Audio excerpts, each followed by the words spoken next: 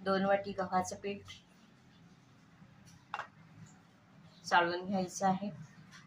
त्याच्यामध्ये पाव वाटी बारीक रवा, चवीप्रमाणे मीठ, 1 चमचा ओवा आणि 1 मोठा चमचा तेल सर्व टाकून मिश्रण व्यवस्थित मिक्स करून घ्यायचं आहे।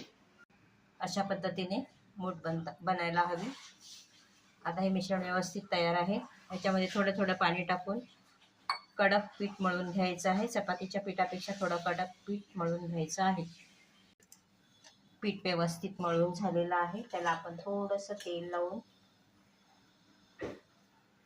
पुन्हा एकदा थोडंसं मळून घेऊन 10 मिनिटं साईडला ठेवून द्यायचं आहे झाकून। इथे मी पाणी घेतलेलं आहे अर्धा पातेला, त्याच्यामध्ये 1 वाटी कच्चे मटार 10 मिनिटं शिजवून घ्यायचे आहे मध्यम आचेवर। 4 हिरव्या मिरच्या घेतलेल्या आहेत, थोडेसे धण्याचे दांडे घेतलेले आहेत आणि 1 इंचाचं आलं। इथे 1 चमचा धणे, अर्धा चमचा मिरी आणि अर्धा चमचा जिरे घेतलेलं आहे। हे आपण क्रश करून घ्यायचं आहे। मटार अशा पद्धतीने शिजवून घेतलेले आहेत। पण आता ते मिक्सरमध्ये टाकून क्रश करून घेणार आहोत। 1 चमचा आलं लसूणची पेस्ट,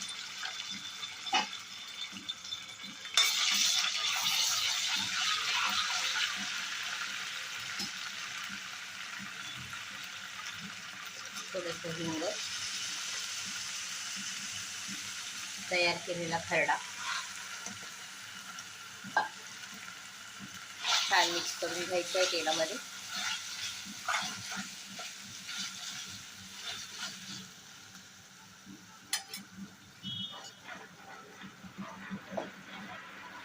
त्यातच टाकायचे मसाले, तर इथे मी घेतलेलं आहे लाल तिखट,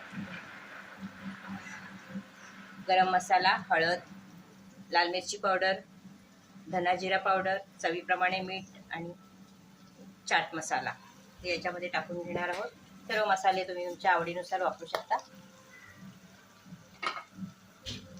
छान मिक्स करून घ्यायचे आहेत।